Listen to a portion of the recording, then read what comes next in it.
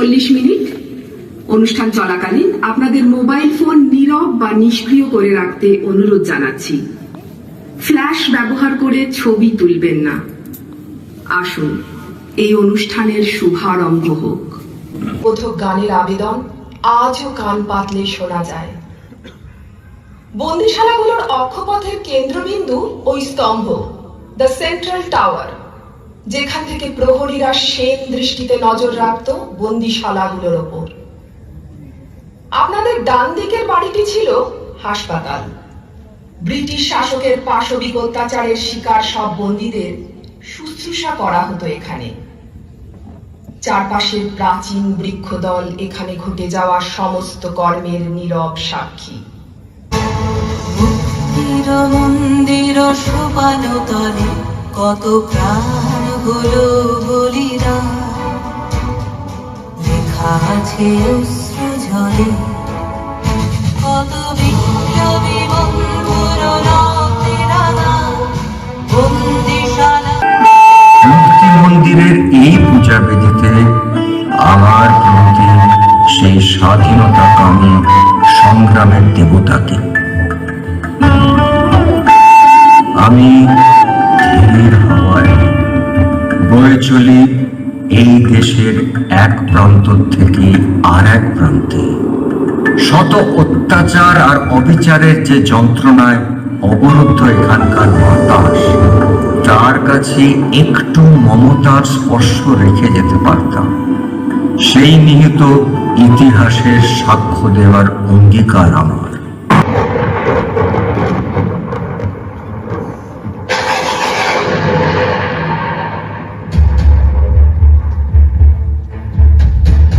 রেশম আর মশলার বণিক east India কোম্পানির মানদণ্ড ভারতবর্ষের যে যে জায়গায় প্রথম রাজদণ্ডের স্পর্ধায় উন্নত হয়, এই স্থান তাদেরই একটি। কোম্পানির শাসন ক্রমে বিস্তৃত হয়। ব্যবসার স্বার্থে ব্রিটিশ পার্লামেন্ট তাকে অনুমতি দেয় তার নিজস্ব আইন আর বিচার ব্যবস্থা প্রণয়নের। আর বিচার ব্যবস্থা মানেই তো জেলখানার পত্তন। 1810 সালে তাই শুরু হয় আলিপুর জেলের কাজ, আর তারপর থেকে ক্রমাগত বেড়ে যেতে থাকে তার পরিসর। 1864 সালে সারা দেশ জুড়ে সেন্ট্রাল জেল তৈরি হয়। আলিপুর জেলকে সেন্ট্রাল জেল হিসেবে রাখা হয়। কিন্তু ততদিনে এই জেল তাহার কারাগার মাত্র নয়, সে পরিণত হয়ে গেছে স্বাধীনতা সংগ্রামের পীঠস্থান।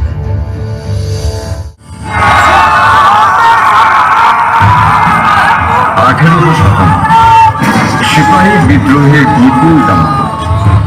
ব্রিটিশ শাসক শঙ্কিত হয়ে নির্বিচারে গ্রেপ্তার চালাতে লাগলেন। এদেরই একজন মহাসিনুদ্দিন আহমেদ। ইনি সেই বিখ্যাত দুদুমিয়া। ফরাইজি আন্দোলন নামে এক কৃষক আন্দোলনের জনক।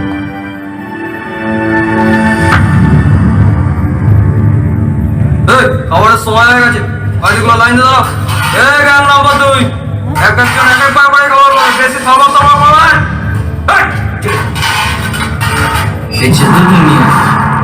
শুধু ফরিদপুর থেকে এরা বেড়ে আনছে আপনারে, এই কথা কি সত্য?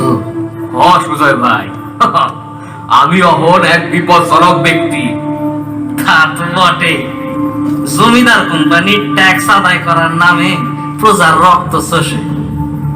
আপদকালে ভাই আইসা কাজ মিলায় ভাইয়ের সাথে। এই সকলে যেটা জানে আমিও তাই। এ জমিন ভগবানের দান, তাতে সকলের সমান অধিকার। হক কথা। ইংল্যান্ডের সুতা কলে নীল রং চাই, তার লগে আমাদের চাষিদের দিয়া জোর খাটাইয়া নীলের চাষ করায় জমিনদার। মহাজনের কর্জের ফেরে হত্য গরিব প্রজা জবাই হয় দুই তরফে। যাদের শরীরে শুধু অস্থি চর্মসার, তারে কি আর জবাই করে কও? যার সম্বল নাই কিছুই, তার হারাবার কি থাকে? আর আইব দলে দলে, এই চৌকাছা টিকা, নদিয়া টিকা, আইব সব মোল্লাটি, পাবনা, মুর্শিদাবাদ টিকা। নীল বিদ্রোহে উড়ায় নিয়ে যাবে সব জমিদারতে। এই দিনের জন্য প্রস্তুত হও আমার কৃষক ভাই।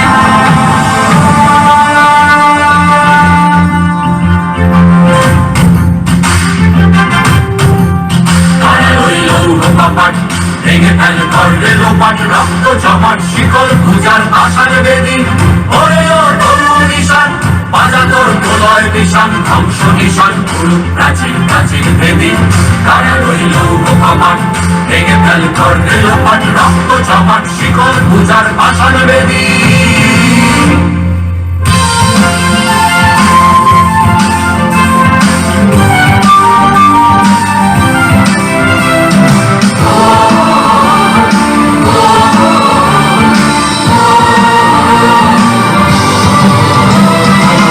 গাজনের বাজনা বাজা কে মালিক এসে রাজা গাজনের বাজনা বাজা কে মালিক এসে রাজা কে দেয় সাজা মুক্ত স্বাধীন সত্যকে কে দেয় সাজা মুক্ত স্বাধীন সত্যকে বাড়িতে হাসি ভগবান করবে ফাঁসি সর্বনাশী শিখায় বিভিন্ন তথ্যকে গায়ে রইল ভগবান ভেঙে ফেল কর রেলপাট রক্ত জমাট শিকল পূজার আষাঢ় বেদি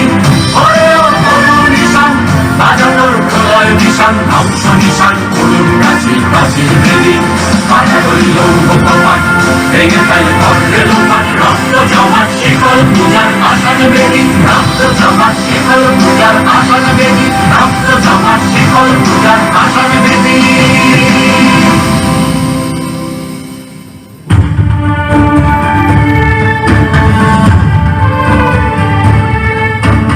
সত্যি ছেয়ে গেল দেশের আকাশ নীল বিদ্রোহের ঘনঘটায়। বাধ্য হলো ব্রিটিশ সরকার নীল করের অত্যাচারের ইতিবৃত্ত খতিয়ে দেখতে। তৈরি হলো নীল কমিশন 1860 সালে। 1862 সালে মারা গেলেন দুদুমিয়া। কিন্তু যে লড়াই তিনি শুরু করেছিলেন তা থেমে তো গেলই না, বরং দ্বিগুণ তেজে প্রজ্বলিত হয়ে ছড়িয়ে গেল দিকে দিকে। 1905 দেশ জুড়ে বিপ্লবের দিকে দিকে আগুন। তারই মধ্যে হিন্দু মুসলমানের বিভেদ তৈরি করতে লর্ড কার্জনের বঙ্গভঙ্গের ঘোষণা। বিক্ষোভে উত্তাল সারা দেশ। বিলিতি জিনিস বর্জন করা শুরু। জন্ম নিল স্বদেশী আন্দোলন। ব্রিটিশ সরকার সিদ্ধান্তে অনড়। জনরোষ উত্তাল হয়ে উঠল। স্বদেশী আন্দোলনের রূপ বদলে গেল স্বাধীনতা আন্দোলনে। গুপ্ত হত্যার শিকার হিসেবে বেছে নেওয়া হল কুখ্যাত ব্রিটিশ অফিসারদের, যাদের একজন ম্যাজিস্ট্রেট ডগলাস কিংসফোর্ড। বিপ্লবীদের উদ্দীপনায় সারা দেশের মাটি কেঁপে উঠেছে তখন। ব্রিটিশ শাসনের বিরুদ্ধে যে কোনো প্রতিবাদ দাবিয়ে রাখা চাই। আর জেলখানা ছাড়া কোথায় বা রোধ করা যাবে প্রতিবাদের কণ্ঠস্বর? 1906 সালে তাই শুরু হলো নিউ আলিপুর সেন্ট্রাল জেল নির্মাণের কাজ, নজরদারি আধুনিক কায়দা কানুন মেনে।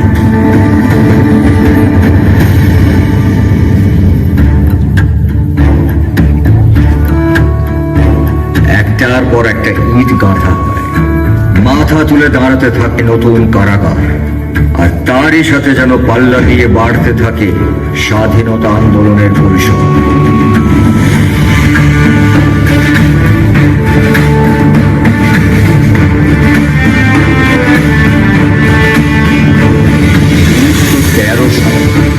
পুরো দমে চালু হয়ে গেল জেলখানা, আর স্রোতের মতো সেখানে আসতে শুরু করলো বীর স্বাধীনতা সংগ্রামীর দল। বুকে তাদের স্বরাজের দীপ্ত আগুন, মিলিত কণ্ঠে তাদের ব্রিটিশ বিরোধী স্লোগানের বজ্রনের ঘোষ।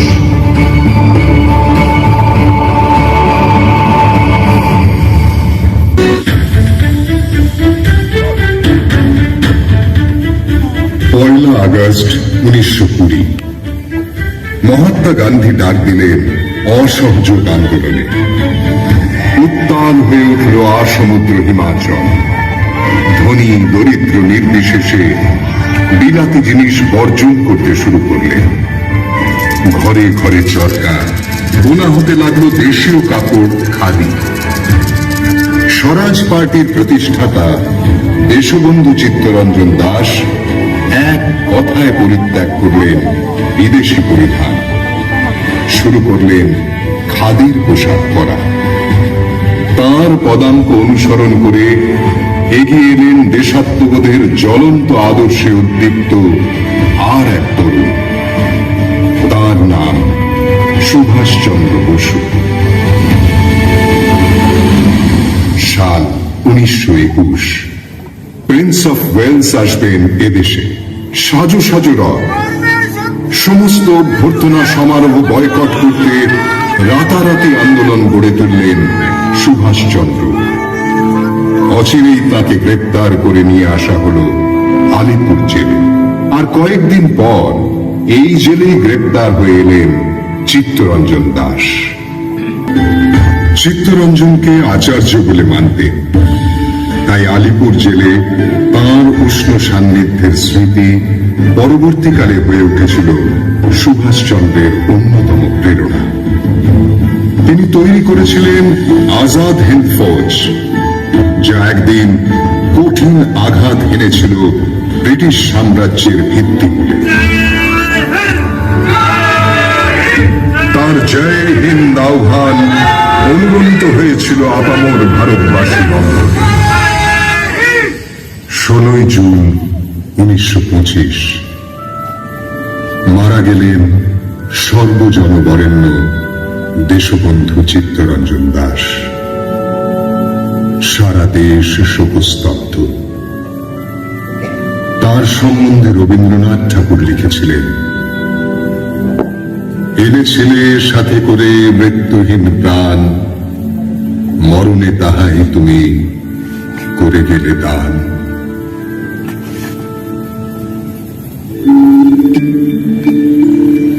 1930 সালের আগস্ট মাসে আরো অনেক বরেণ্য নেতাদের সঙ্গে গ্রেপ্তার হলেন বিখ্যাত চিকিৎসক ডাক্তার বিধানচন্দ্র রায়। তাঁর অপরাধ ছিল তিনি কংগ্রেস ওয়ার্কিং কমিটির সভায় অংশ নিয়েছিলেন। সরকারের কাছে এই ঘটনা ছিল আইন ভঙ্গের নামান্তর। তাকে 6 মাসের বিনাশ্রম কারাদণ্ডে দণ্ডিত করে পাঠানো হয় আলিপুর জেলে। এখানকার জেল হাসপাতালে 120 জন রোগীর চিকিৎসা করার ব্যবস্থা ছিল। তাদের দেখভাল করতে বিধানচন্দ্র নিজেই চেয়ে নিলেন কাজ, জড়িয়ে পড়লেন হাসপাতালের সঙ্গে।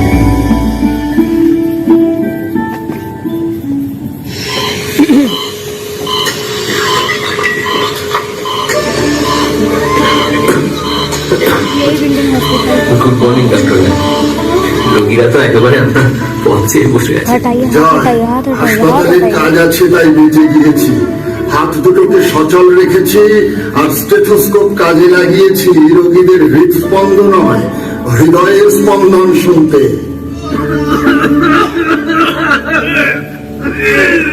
ওই আরেকজন, এরও সেই একই লক্ষণ, জ্বর আর বমি। বিজয়, ঘুম কেমন হলো রাত্রে? আমার কথা বাদ দিন ডাক্তার বাবু, এই কাশি সারবার নয়। জ্বর তো নেমে গেছে দেখছি।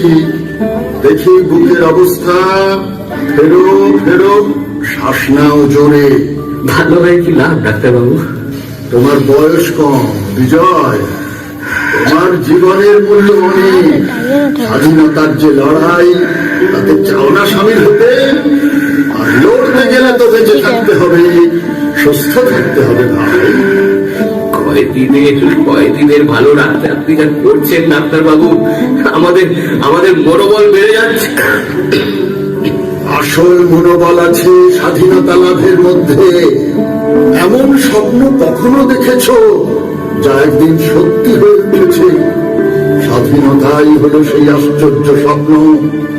বাস্তবের জমিতে তাকে দেখতে গেলে তো তোমায় বেঁচে থাকতেই হবে ভাই।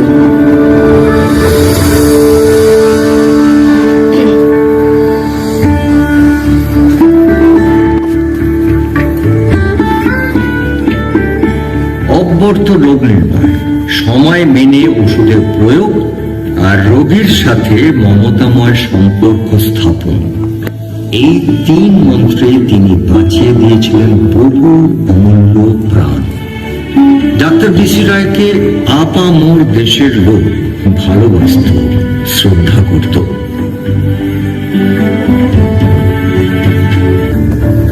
সাল 1934। স্বাধীনতার স্বপ্নকে তত সুদূর প্রসারী মনে হচ্ছিল না।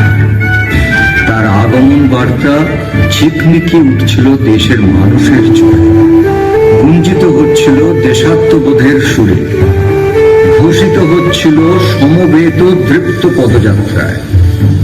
সে জয়যাত্রার কম্পনের রেশ এসে আলিপুর জেলে মিশে যাচ্ছিল, যেভাবে যুদ্ধক্ষেত্রে মেশে বীর সেনানীর যুদ্ধাভিলাষ। অবশেষে 1947-এর 15ই আগস্ট মধ্যরাতে ঘোষিত হল দেশের স্বাধীনতা।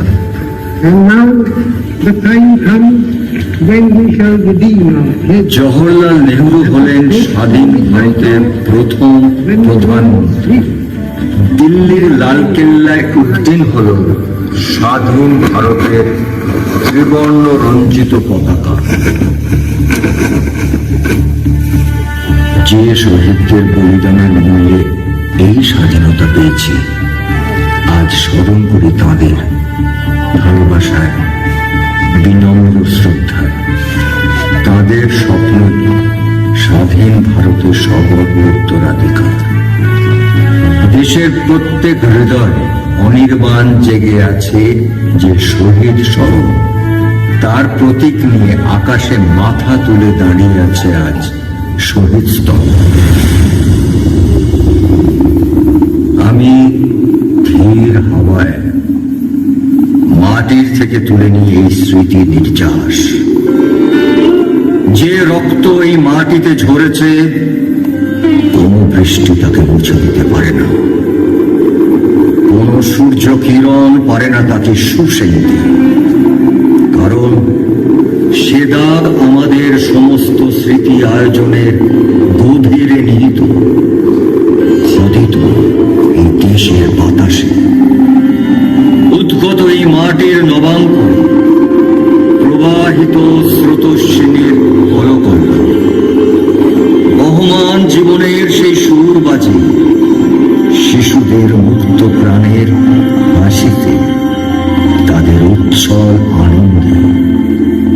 কারণ সেই অনাগতের জন্যে একদিন প্রস্তুত করা হয়েছিল এই জমি, এই অধিকার।